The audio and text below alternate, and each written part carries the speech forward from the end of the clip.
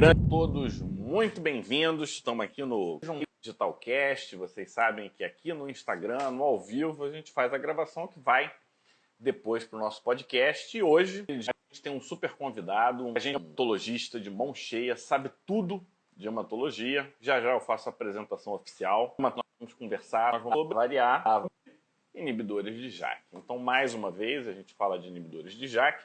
Mas hoje a gente vai falar de inibidores de JAK sobre uma perspectiva diferente. A gente vai trazer como um hematologista enxerga e trabalha com os inibidores de JAK. E isso é bastante interessante, porque o primeiro uso de inibidores de JAK aconteceu em 2011, se eu não me engano, com os inibidores de JAK na hematologia, com ruxolitinib. E as indicações hoje são muito, muito claras e muito bem definidas. E é sobre isso que a gente vai falar hoje. Fala, Omar, beleza? Estamos aqui. Eu estou no ambiente, hoje não estou no consultório, estou em casa, consegui chegar um pouquinho mais cedo. Hoje, lembrando aqui para o pessoal que o primeiro uso na medicina, a primeira aprovação, primeiro um inibidor de JAK, não foi premato, não foi para uma doença imunomediada. E essa via de sinalização acaba fazendo conexões que não eram tão importantes, né? E o hematologista, ele já trabalha com essa linguagem de comunicação, momento da célula, marcador de células. Eles são os verdadeiros especialistas nesse tipo de... E lembrar que um dos efeitos colaterais que pode acontecer, dependendo da dose, do tipo de inibidor de JAK que a gente vê mais, são justamente alterações de linha hematológica, né? Então, hematologia está na ordem do dia aí para inibidor de JAK. É legal a gente ter essa visão de uma outra especialidade aí junto com a gente, né? Muito bom. Fala, Elias, tudo bem? Tudo bem? Bem-vindo, Elias. Obrigado pelo convite. Primeiro de todos, eu vou fazer aqui... Você sabe que eu sou um cara muito formal, Elias, então eu vou fazer a apresentação formal. Elias, hematologista, estudou comigo, acho que a gente não se fala praticamente, pelo menos face-to-face aqui, desde que a gente se formou. Então já tem uns 5 meses que a gente não se fala, a gente está sempre conversando aqui no grupo da turma. Para mim, Elias, é um prazer te receber aqui, sempre um cara muito dedicado, Omar. O cara... Sabe a pessoa inteligente, discreta? Não chama atenção, tá? Mas era o cara que mais sabia medicina lá. Era ele e mais uns 2 ali da nossa turma. É um prazer tê-lo aqui comigo, o Omar, que é o professor dos professores da dermatologia. E hoje a gente vai conversar sobre um tema que une as nossas 2 especialidades, né? Os inibidores de JAK. Então, essa é a minha apresentação. Eu passo a palavra para o Omar e aí você faz as considerações iniciais para a gente ir direto para os nossos top 5, Omar. Beleza, seja muito bem-vindo. Quer dizer que você é da turma do Fábio, você aguentou esse cara 6 anos. Juntos aí, 6 anos, bom, foi uma época boa, viu? Uma época muito boa, assim, saudades daquela época. Verdade. Mas estamos aqui. Você atua aqui no Rio? Você atua aqui no Rio ou está fora do Rio? Não, então, eu continuei no Rio, na verdade, eu fiz residência em hematologia. Na época eu quase desisti de fazer residência em hematologia, porque como o Fábio falou, assim, eu não era um dos mais inteligentes e os mais inteligentes queriam hemato. Aí eu falei, cara, não vai dar, eu vou desistir, eu vou para outra área. Mas aí o pessoal foi desistindo, eu falei, cara, eu vou tentar, de repente dá. E aí eu fiz residência em hematologia no Fundão. Depois que eu terminei a residência, eu servi durante 1 ano no Exército como hematologista. Depois eu fiz especialização em transplante de medula no INCA. Legal. E aí fiz mestrado e doutorado em oncologia no INCA. E atualmente eu sou médico do INCA, trabalho no setor de transplante de medula do INCA, o SEMO, e trabalho no serviço no Grupo Oncoclínicas, aqui no Rio de Janeiro. Bom, quer dizer, um colega nosso super bem formado e aguentou o Fábio 6 anos, isso fala a seu favor, né? Cara, ele tem eu estou aqui nessa batalha há 3 e não desisti ainda. Você aguentou o dobro, 6 anos. E a gente pode explorar um pouquinho, no bom sentido, Fábio, Elias, para um dos tops, um top extra, podia ser a gente abordar de leve um pouquinho de doença enxerto hospedeiro, que é uma coisa que com certeza tá aqui. Pode, em algum momento, pintar aqui e vai interessar, com certeza. Você sabe que é assim, Omar, fique tranquilo, confie no sistema, que tudo vai dar certo. Boa. Essa que é a ideia. Vamos lá. E eu queria, assim, trazer um comentário, né? Como é que era o nome do professor titular na época que a gente era? Volmar. Volmar. O Volmar foi a primeira Volmar pessoa... Puccieri. Um Volmar, né? Ele é um Volmar com upgrade. E o Volmar, ele fez um comentário na época que eu rodei na hematologia muito interessante. Ele chegou, ele falou, lúpus e LLC são doenças muito parecidas, só que a LLC é clonal. Na época, eu achei aquilo meio... Tipo, esse cara tá viajando, né? Não tem nada a ver uma coisa com a outra. Mas o Volmar era um cara que tinha uma visão da medicina bastante interessante. Só que essa conversa dele, meio que, sabe, aquela coisa que gruda, Omar? Grudou, falou, pô, não fez muito sentido na época, mas eu não consegui me desgrudar dessa informação. E foi a primeira conexão entre hemato e imunologia que eu tive. E aí, durante a residência, a gente começa a ver uma quantidade enorme de linfomas cutâneos, né? E muitos deles acabam ficando um pouco órfãos, porque o dermato não entende tanto, a classificação do hemato não pega muito. E eu fiz o meu doutorado com Sanches, que é um estudioso de linfomas cutâneos, então acaba que na parte final da minha formação também me conectei com imunologia e hematologia. Só que hoje a gente vai falar de uma parte mais específica, que são os inibidores de JAK, que a gente viu o uso aprovado, FDA, de inibidores de JAK, foi na hematologia, em mielofibrose. E como o nosso público, nem todos são hematologistas, muitos primeiro estudam o tema há muito tempo, eu acho interessante, Omar, no nosso top 5 de hoje, dar uma lembrada exatamente uma mielodisplasia, né? O que isso significa. E aí eu queria até fazer uma pergunta, né? Que me veio a seguinte ideia, né? A ceratose actínica, ela pode ou não pode virar um espino celular, mas tem a ver com funcionamento metabólico alterado. Como é que a gente enxerga, então, a mielodisplasia? O que é e o que ela é exatamente? Em que momento ela está nessa transição entre normal e neoplásico? É uma pergunta muito boa, né? Na verdade, assim, hoje a gente está vivendo uma era nova, já há algum tempo na medicina, na hematologia, que é o sequenciamento de nova geração, de GS, e aí, assim, a possibilidade de você sequenciar tudo que você quiser sequenciar. E aí você tem as informações do que está mutado, do que não está mutado. É curioso, porque assim, essa história do sequenciamento ela começou com as doenças, com as displasias, com as leucemias agudas, que começaram a sequenciar para poder ver os genes que estavam mutados naquelas doenças. Eles precisavam de um grupo controle, né? Pô, você tem que ter um grupo controle. Quem que é o grupo controle? É o pessoal que trabalha no laboratório e que não é paciente. Aí eles foram lá, colheram sangue do pessoal do laboratório, fizeram um estudo e, para surpresa, um percentual considerável dos funcionários tinha mutação somática por os genes, e aí eles ficaram lá na nós. E agora o que a gente vai fazer, né? Primeiro com esse resultado, segundo para falar com a pessoa. A gente sabe cada vez mais que se a gente for realizando painel de sequenciamento, realmente nas pessoas com um pouquinho mais de idade, né? Assim, eu acho que não chega a ser da gente, né? Tô brincando.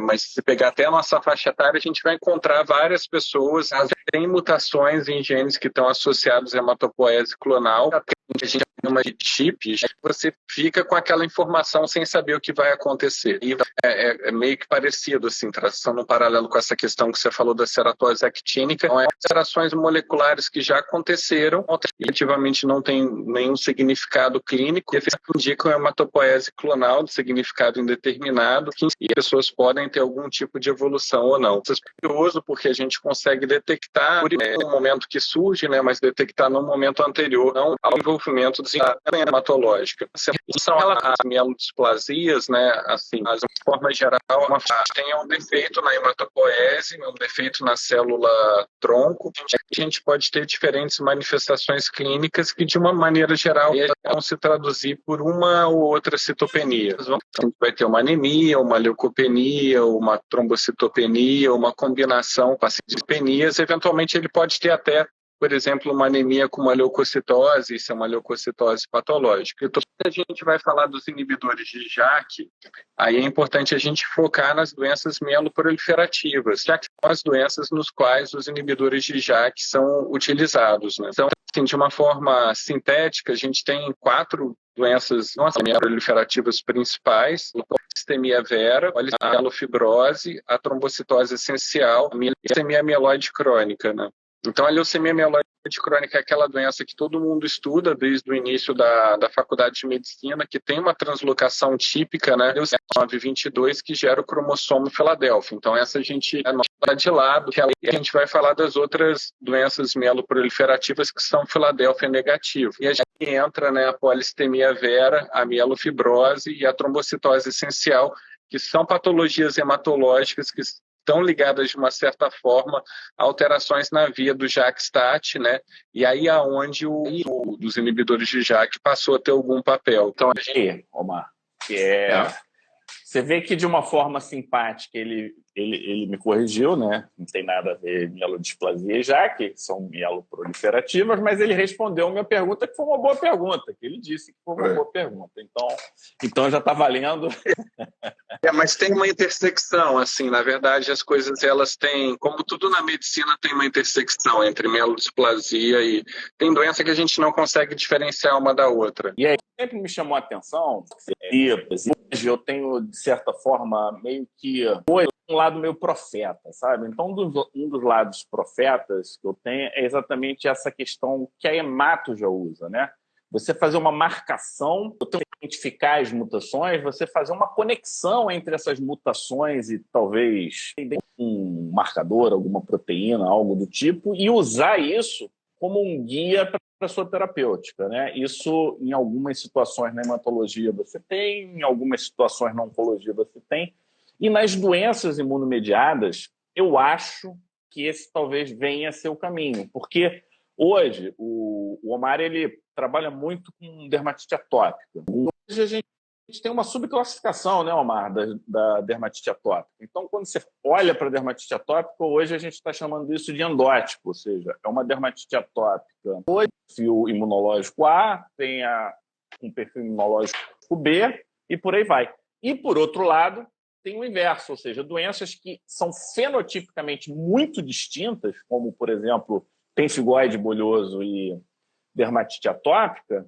elas podem vir a ser tratadas por medicações que apresentam o mesmo mecanismo, né? Então, esse perfil a gente se encontra na doença imunomediada, e eu queria, nesse top 4, te perguntar o seguinte: você, ao lado do Nostradamus aí, você acredita que a gente vai conseguir pegar carona com a oncologia, com a hematologia, para poder classificar melhor as nossas doenças imunomediadas, para assim iniciar um tratamento mais sniper, mais direcionado?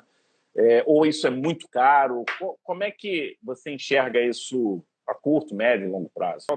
Eu não sei, eu não tenho propriedade para falar da dermatologia, né? A hematologia, com certeza, porque a gente está falando de doenças eventualmente potencialmente fatais, e aí você ter uma medicina personalizada é fundamental. Então, assim, a gente diagnostica uma leucemia aguda e a gente não começa a tratar enquanto a gente não tem um painel molecular, porque o tratamento ele vai ser direcionado de acordo com esse painel. Então, a gente está vivendo uma nova era e, assim, as coisas na hematologia, elas estão numa velocidade assustadora. Eu não sei, às vezes eu não sei como é que está nas outras áreas, mas na hematologia, cada congresso americano, a gente tem, sei lá, drogas novas e terapia celular. Hoje a terapia celular está bombando, assim, está todo mundo enlouquecido, tá um negócio, carticel e é capa de revista, é uma loucura. Sim, a hematologia ela está indo muito por esse lado, assim, lado que eu acho que é muito bom,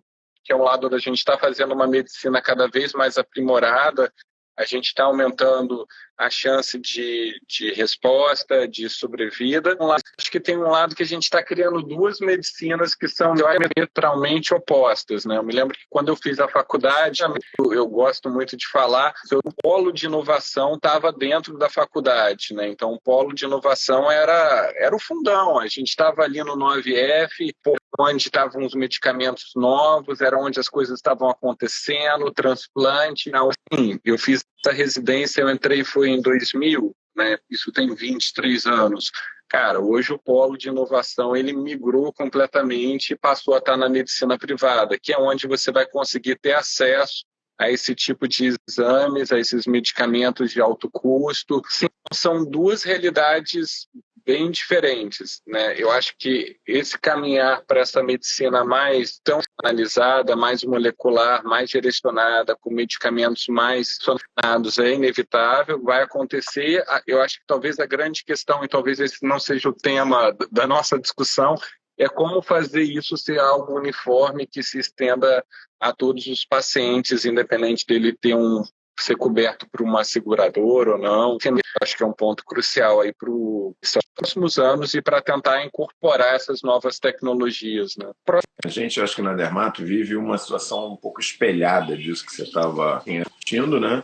Talvez não com a chegada de tantas drogas novas, mas com um pipeline aí grande para chegar nos próximos anos. Então, várias doenças aí ainda temos cara de que vão ser tratadas por inibidores de JAK, imunobiológicos, aí líquen plano, granuloma anular, todas as doenças aí que dermatologia, sarcoidose, toda que tratou com corticoide, elas vão ter como endereçamento as novas terapias-alvo e imunobiológico e tal. Trata sobre a diferença entre a medicina privada e a medicina pública se aplica amplamente também à dermatologia, né? Acho que é a mesma coisa. A gente consegue fazer alguma coisa hoje lá no fundão, na medicina pública, ela chega com alguns anos de atraso em relação ao que você já está fazendo na medicina privada. Você já tem o paciente em medicina privada tendo um AB para pemphigoide bolhoso, quando eu não tenho nenhuma perspectiva de fazer isso no hospital público. Então, acho que da mesma maneira a Dermato também está evoluindo dessa maneira, né? A diferença é que a nossa especialidade, diferente da hemato, porque a gente tem um braço cirúrgico grande, tem um braço de medicina estética, tem muito dermatologista aí que diferente da parte estética. Então, a parte assim, não tenha sido tão afetada dessa maneira. Mas quem mexe mais com imunobiológico, mais com doenças, não foi com o Fábio, eu e você na hemato, eu acho que essa tendência ela é bem clara, realmente. Como coisa, né? A visão que a gente tem da indústria farma, né? Que é uma parceira hoje muito fulcral aí de muitos dos avanços que nós temos e vamos ter para os próximos anos, né? Então, sem essa parceria com a indústria farma, é muito difícil de andar. Não dá mais para a gente achar que vai para o hospital público e vai fazer aquilo que a gente fazia, que a gente aprendeu com os nossos professores. As coisas mudaram, é exatamente isso aí. O desafio é democratizar esse acesso para o maior número possível de pessoas. Né?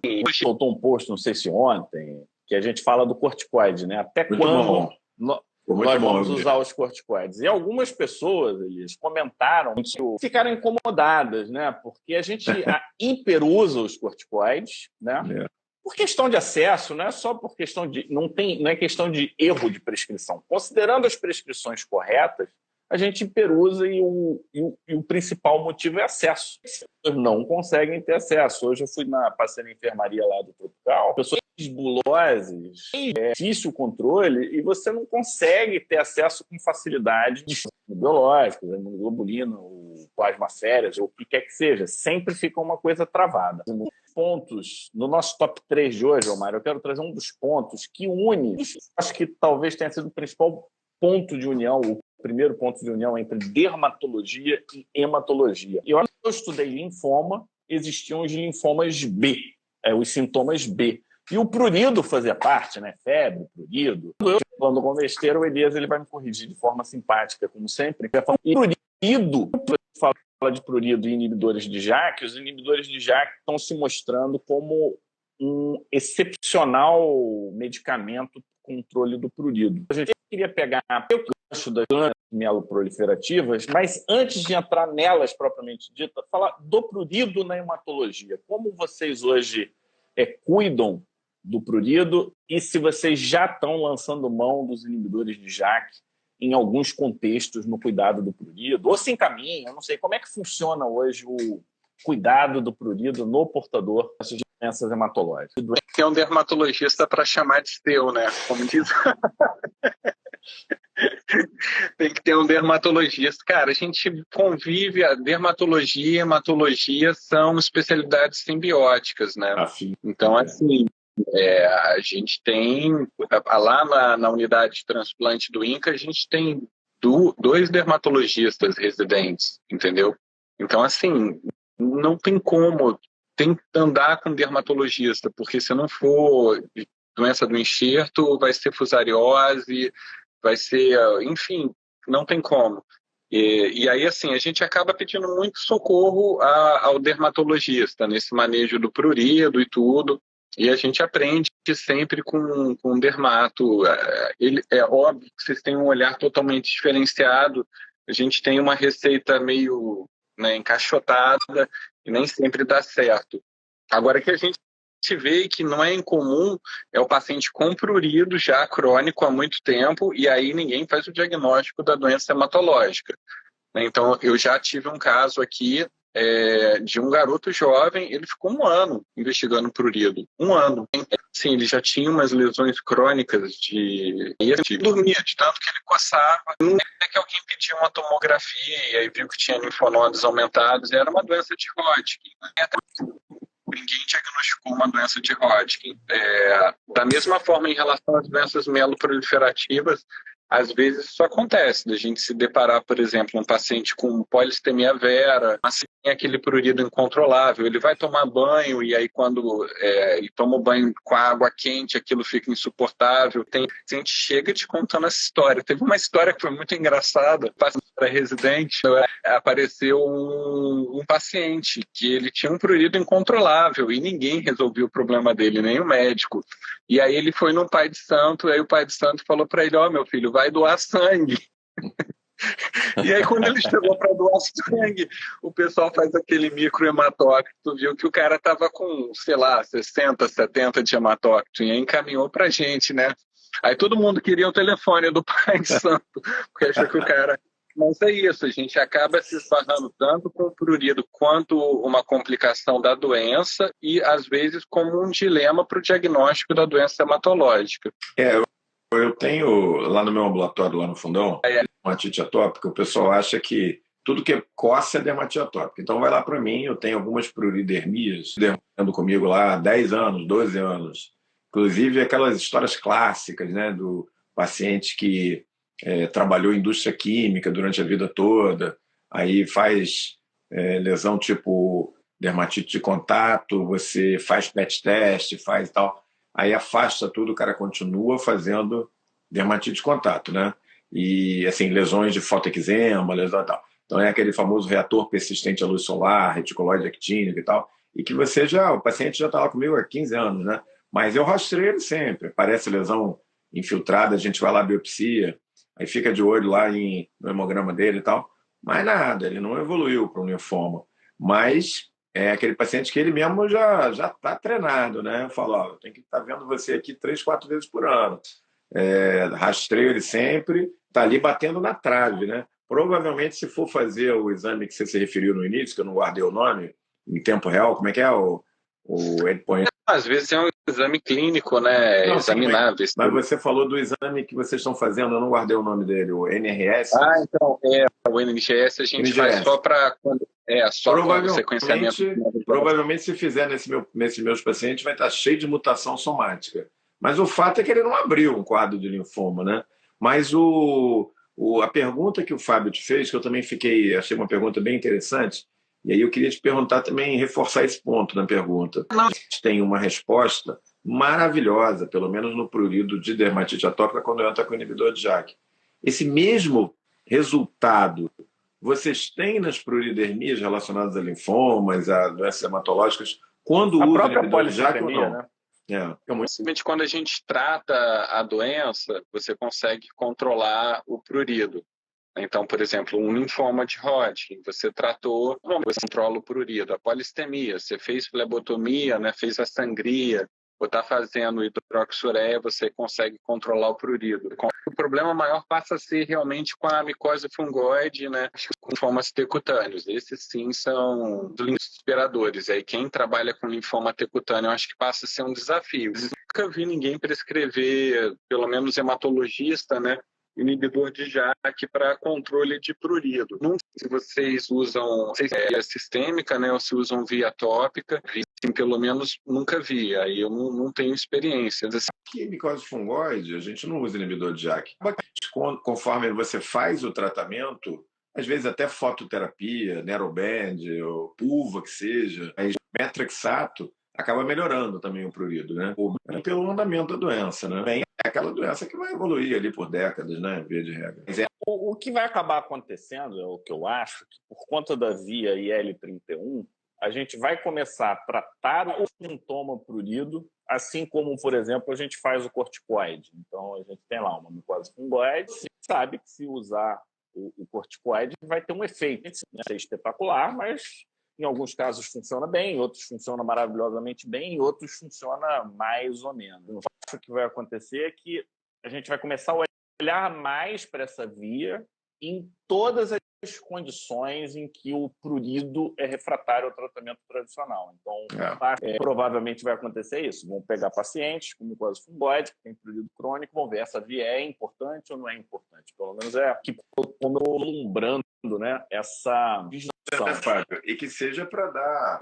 Não trate a doença de base, mas alivia. Assim, ontem, num simpósio muito interessante com outras especialidades, e tinha um colega muito experiente, oftalmologista, fez um comentário que eu acho que se encaixa mais ou menos nessa situação. Ele falou o que o paciente que procura ele, às vezes com descolamento de retina, às vezes com problemas relacionados a quadros de miopia, falou que quando ele faz o diagnóstico, olha, isso aí foi um descolamento de retina, tem a ver com o fato de ser míope e tal. Não, mas como assim? Eu operei a minha córnea 10 anos atrás, eu não uso mais óculos. Aí explica isso para o paciente. Ele fala, olha, o que você fez quando você operou a sua córnea foi uma cirurgia plástica. Mas as alterações do olho da miopia, todas as outras alterações, você não mudou. Apenas você parou de usar óculos, que nem a pessoa que faz uma cirurgia de mama, tem a mama grande, para de usar o sutiã grande, né? Mas a médio e longo prazo, as complicações das miopias mais altas, você vai continuar a ter. A mesma coisa, né? Você vai ter aquela pruridermia e tal. Tem o quadro de base, você vai pelo menos aliviar o paciente agora. Às vezes o quadro continua, não foi tratado pelo inibidor de L31, por exemplo, mas você pelo menos vai dar conforto ao paciente. Né? Está nessa transição, né, de começar a ter que entender melhor cada via, né? A gente tem, inclusive, a aula de prurido, que a gente tem um curso de imuno, Elias, e prurido ele está dentro de imuno hoje. Né? A gente aborda dentro da imunologia. Existem diversas sinalizações e é muito importante, não é só neural, é neural imunológico. Então, esse é um ponto interessante para quem não acompanha prurido. Inclusive, estão pedindo aqui uma live sobre urticária crônica espontânea. A gente podia chamar o Guilherme para falar sobre isso. É um tema legal. E aí eu queria... É o seguinte, as doenças mieloproliferativas, até onde eu me lembro, no nosso top 2 de hoje, eram doenças que a gente meio que observava, né? Eram um pouco paliativas, tratava os sintomas, mas você não tinha nada que influenciasse tanto ou modificasse o jogo. Né? Os inibidores de JAK, eles foram, pegando um termo que o Omar gosta de usar, eles foram game changer nesse grupo de doenças. Esse que vocês, hematologistas, ficaram... Porque, por exemplo, quando eu falo inibidor de JAK para o Omar, ele fica empolgadinho. Ele fica animado pra caramba, começa a rir, põe emoji de coração, tal. Como é que a hematologia está vendo os inibidores de JAK? Ou, com tantos lançamentos, CAR-T-cell, medicina personalizada, isso meio que passou ao largo e as pessoas não deram tanta atenção? Isso é uma revolução, né? Os inibidores de JAK em hematologia foram uma revolução. A mielofibrose é uma doença que até então era órfã, não tinha nenhum tratamento específico. A mielofibrose não é uma doença devastadora, uma doença mieloproliferativa, como a gente está falando, na qual você tem fibrose na medula óssea, você tem uma ativação de vias de sinalização do JAK, outras vias que vão resultar na fibrose da medula óssea num quadro inflamatório crônico e persistente. E por conta dessa fibrose que ocorre na medula óssea, você passa a ter hematopoese extramedular, você passa a ter produção de sangue fora da medula óssea. Os principais locais de hematopoese é o baço. O baço começa a crescer, não é incomum a gente receber paciente com esplenomegalia para investigar quando a gente vai ver um paciente que está abrindo um quadro de mielofibrose. Fora a esplenomegalia, ele começa a ter sintomas constitucionais, perda de peso, sudorese noturna, fadiga, fora a anemia que ele vai desenvolver e o risco que ele tem, conforme a aplicação que o paciente está, de evoluir para uma leucemia aguda. Além dele conviver com aqueles sintomas da mielofibrose, então sabe que ele tem um tempo certo para aquela doença sofrer sanções adicionais. Tá? A hematológica ela tem essa característica, você tem um clone no diagnóstico, né?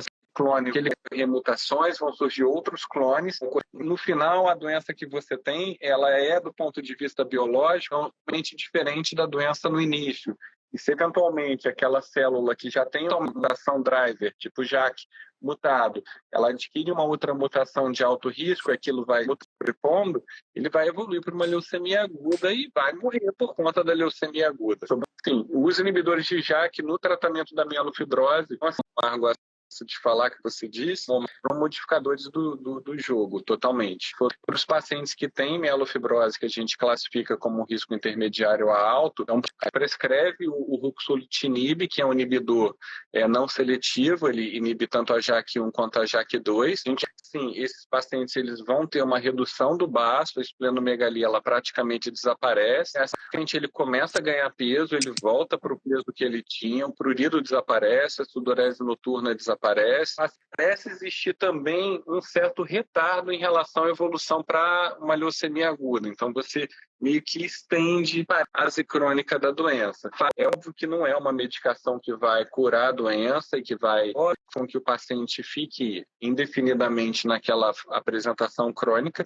Uma doença que você não tinha nenhum tratamento para oferecer e foi uma mudança paradigma, exatamente. A gente usa os inibidores de JAK para outras doenças mieloproliferativas, mas não tanto quanto a mielofibrose. Então, por exemplo, polissemia vera. A gente está tomando a hidroxureia para manter a hemoglobina baixa, o hematócrito baixo.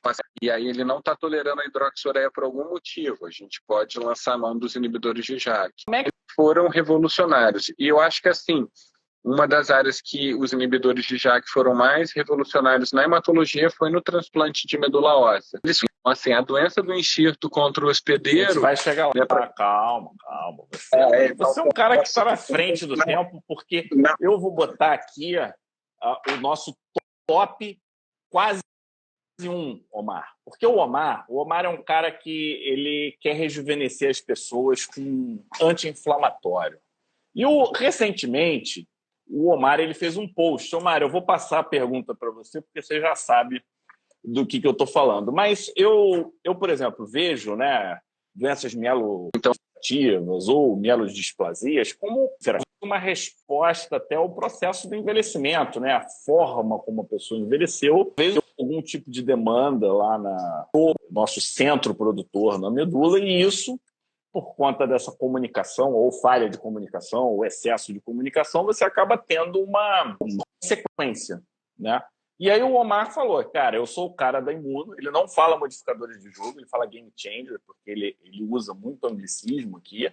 E, Omar, faz a pergunta, porque você já sabe qual é a pergunta que você tem que fazer para o Elias. Ver se faz sentido na cabeça do hematologista. Porque ele quer rejuvenescer medula, tá?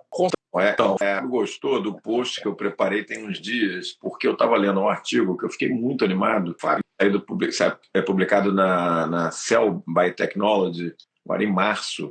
Trabalho em murinos, tá? Não é um trabalho em seres humanos, é importante a gente dizer isso, em que eles estavam avaliando a questão do envelhecimento da medula óssea, né, da produção da hematopoese, assim como você tem envelhecimento da pele, da articulação e tudo mais, mostrando como os radicais livres geravam um meio pró-inflamatório dentro da medula óssea e as consequências que isso trazia em termos de hematopoese.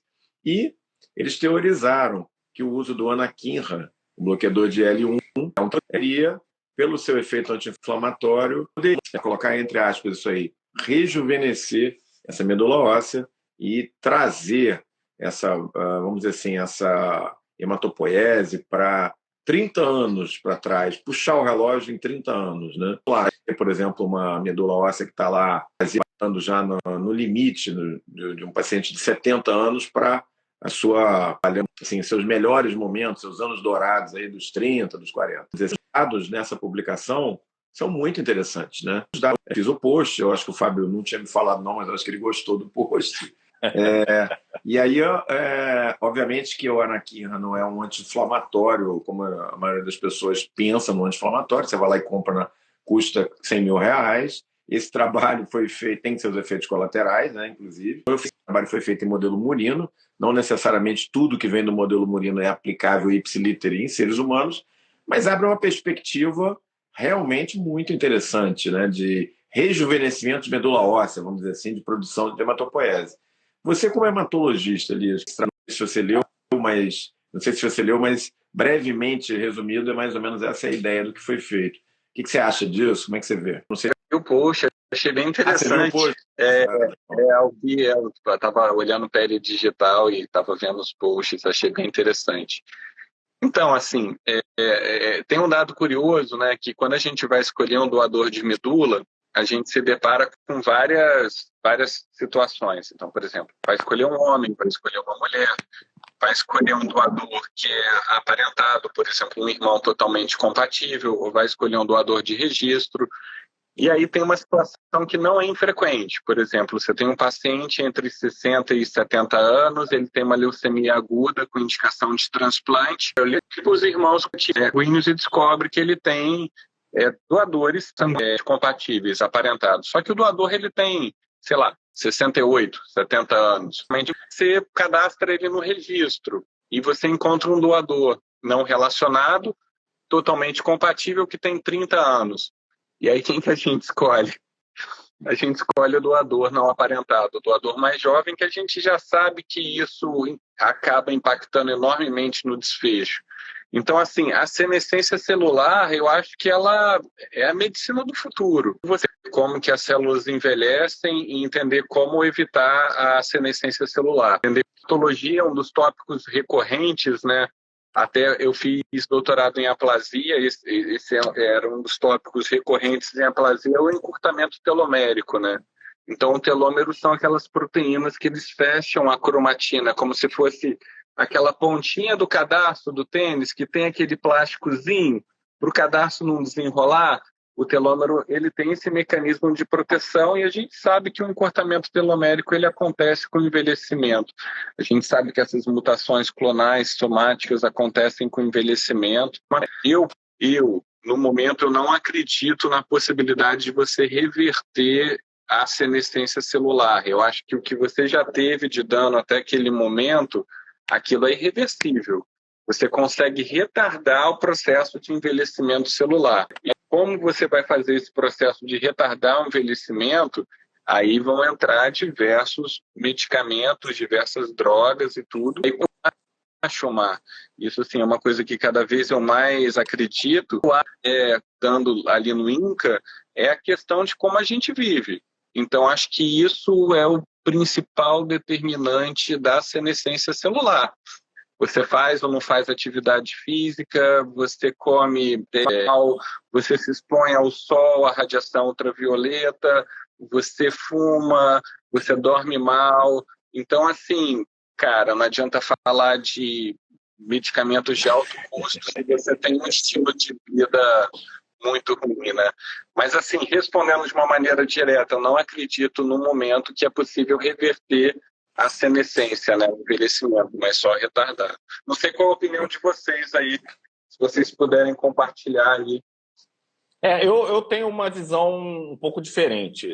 Tem um dado que é interessante, isso é relativamente recente, eu não escrevi nada a respeito, eu não sei se você viu, mas o que se identificou? Se identificou que algumas células, ao envelhecerem, o famoso empata foda. Você conhece esse termo, Marcos? Já ouviu falar? Empata foda? Elas viram exatamente isso.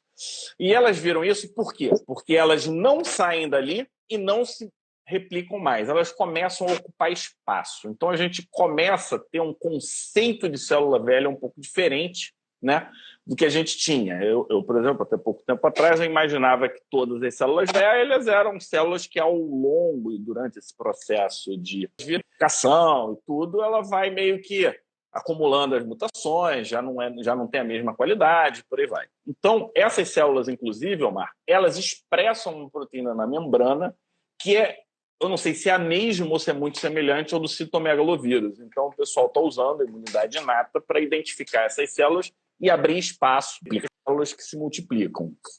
Paralelamente, na pele, por exemplo, a gente tem exemplos de células tronco, não totipotenciais, mas pluripotenciais. Então, a gente tem exemplos de recuperação, né, a partir desse grupo de células que são pools que vão diminuindo ao longo do tempo, mas que ainda existem, mesmo numa idade avançada.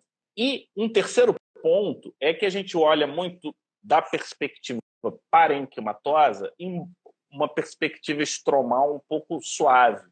E, por conta do fotoenvelhecimento, o que a gente viu? Que o parênquima ele só vira pré-cancerígeno porque o estroma deixa, fibroblasto e tal. Isso tem muito a ver com a lógica do microambiente tumoral, isso acontece em vários contextos. Então, a gente tem aí algumas peças no jogo que complicam um pouco essa linha de raciocínio. Então, eu acho, sim, que é viável você ter um efeito para estímulo dessas células pluripotenciais, substituindo as células que estão fenotipicamente mais velhas, mas a gente precisaria de um nível de informação celular como a hemato tem hoje, por exemplo, para tratar tumores. Então, eu não acho que vai ser uma coisa de acesso de imediato, de curto prazo. Eu não sei se falei complicado, não sei se faz sentido o que eu falei para vocês, mas é mais ou menos como eu estou enxergando esse quebra-cabeça. E aí eu faço coro ao que o Elias falou, Amar.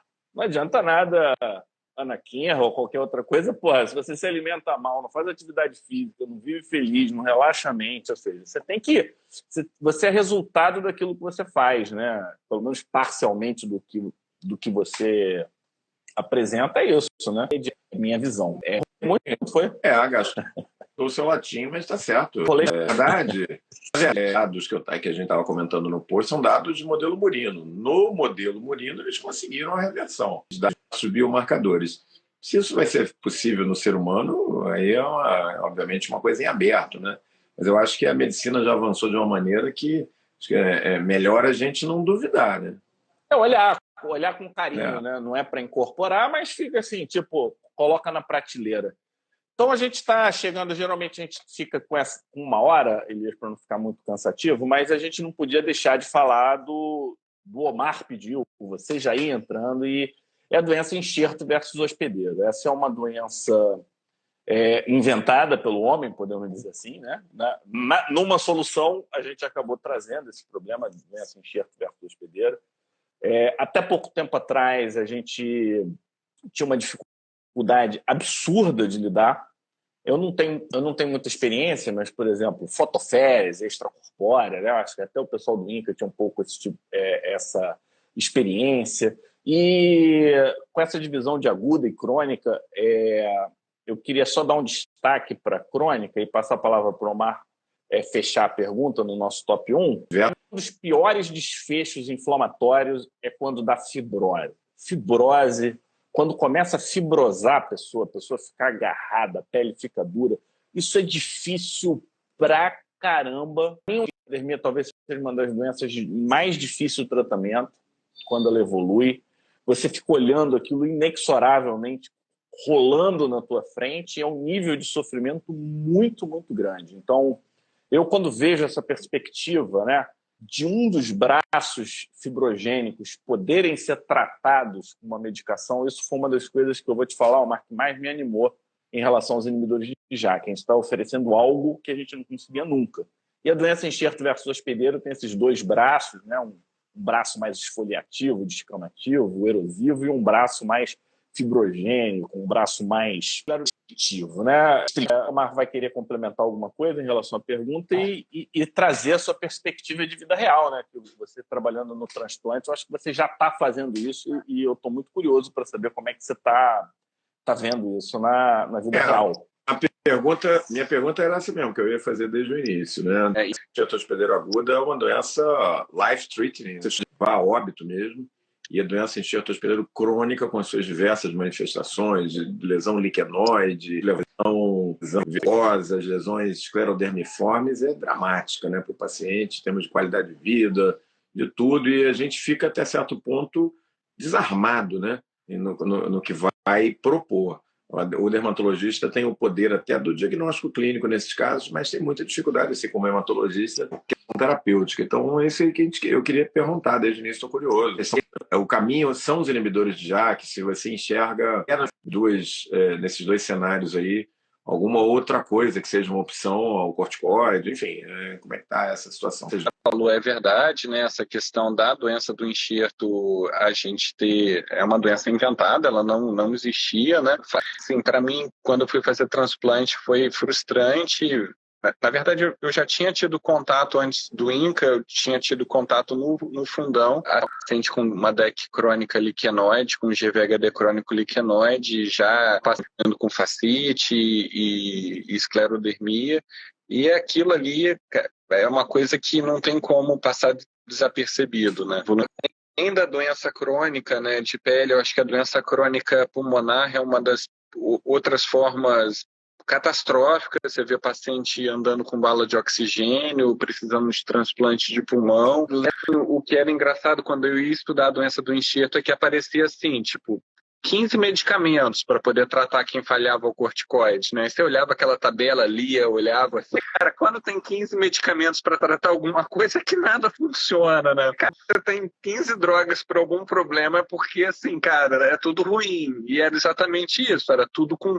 Quem falha o corticoide tem chance de ser resgatado 5%. Qualquer que seja a droga que você usar, é 30% de chance. E aí, quando surgiram os inibidores de JAK, né, o Ruxo, para tratar a doença aguda, isso foi milagroso. Subiu aí para quase 70%, 80% de resposta. Sim, a grande questão é identificar precocemente o paciente quando ele não responde ao corticoide. Então, o médico transplantador tem que ter esse timing para poder ver. Ele teve uma resposta na pele com corticoide? Ele não teve. Ele teve uma resposta no trato gastrointestinal, controlou a diarreia, não controlou no fígado. E aí, para poder usar o inibidor precocemente. É uma doença que eu costumo brincar de falar que ela tem uma retroalimentação. Quanto mais destruição celular você tem, mais liberação de antígeno você vai ter, mais retroativação você vai ter. Então, é como você estivesse jogando álcool numa fogueira. Se você não para aquele processo precocemente, não intervém precocemente, o paciente vai estar afadado a ter complicação na apresentação aguda, e quem não controla a doença do enxerto aguda fatalmente vai cronificar. Então, pode ter doença do enxerto em qualquer localização. Então, sim, os inibidores de JAK, sem sombra de dúvida, eles mudaram essa história, mudaram essa evolução. Hoje a gente usa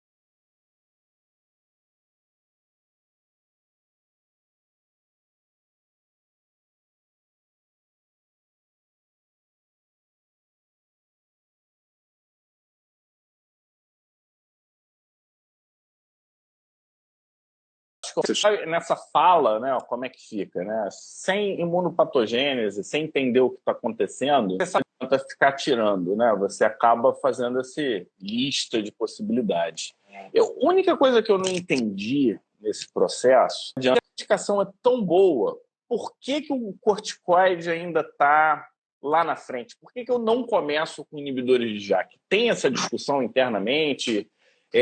Por que tem que ter falha do corticoide? Por que eu já não entro com inibidor de JAK? Custo. Então, porque a taxa de resposta ao corticoide ela ainda é alta, né? E aí, assim, vale a pena você tentar o corticoide, ele é disponível, é uma droga que está ali e que funciona muito bem. Eu acho que a grande questão, e isso aí é um outro ponto que é crucial para o médico transplantador, é saber retirar o corticoide. Então, a gente já sabe, isso é uma coisa nítida. Quanto mais corticoide você vai dar para o paciente, maior vai ser a chance dele morrer. Então, por complicações do corticoide, da imunossupressão gerada, dos efeitos colaterais adversos. Lembrar que o paciente transplantado é um paciente que ele tem um sistema imunológico que ainda não funciona. São células de uma outra pessoa que estão reaprendendo a reconhecer antígeno num contexto que você não tem mais estímulo, dependendo da toxicidade da quimio, da radioterapia, no contexto que você tem imunossupressores. Então, você usar corticoide de uma maneira descontrolada e não necessária é condenar o paciente a apresentar MV, sem infecção por EBV, cistite hemorrágica por BK vírus, adenovírus. Né? Então, por exemplo, há pouco tempo no INCA a gente perdeu 2 pacientes jovens, a gente perdeu por uma infecção por adenovírus disseminada e a outra a gente perdeu por uma pneumonite por CMV, pela intensidade da imunossupressão do transplante. Então, é fundamental a gente ter essa mão leve na hora de prescrever o corticoide. Ô, Fábio, deixa eu te falar, eu vou pegar o carregador. Não, a gente já estamos terminando. Na reta final mesmo, 1 horinha para não ficar no esquema. Dizer, cara, é isso aí. Ele deu o recado que a gente está vendo, inibidores de JAK, que é uma medicação que a gente ainda vai aprender o timing, como fazer, momento certo, momento errado. Vamos compor com as medicações que existem, né? Então, em vários contextos, a gente não vai substituir, não vai trocar, a gente vai ajustar. Elias, a disponibilidade, você ter aberto o teu Instagram, não sei se caiu o celular dele, enquanto a gente define aí se ele ainda está ou não está, passar a palavra para o ar, né? Saber se ele gostou do tema. Eu gostei muito, eu acho que o Elias, pelo jeito, ficou sem bateria, porque ele acabou de cair. Elias, vai ficar gravado aqui, queria te agradecer. Foi ótima a participação, acho que todo mundo gostou, eu pelo menos aprendi um bocado. É muito legal a gente ter essa visão de uma especialidade que é como a dermato se olhar no espelho, né? Eu mesmo pensei em fazer hematologia, lá na UERJ tinha um serviço de hematologia muito bom, eu fiquei na época em dúvida entre as 2 especialidades. Foi ótimo, aprendi muito. E é isso aí, pessoal, espero que vocês tenham curtido bastante e se ficou alguma dúvida, se vocês quiserem ouvir novamente, lembrar que essa live vai ficar dentro do Instagram do PL Digital para vocês verem quantas vezes vocês quiserem. Isso aí, Fábio. Não, é só por uma semana, depois vai para o podcast. Um grande abraço, Omar, e até a próxima.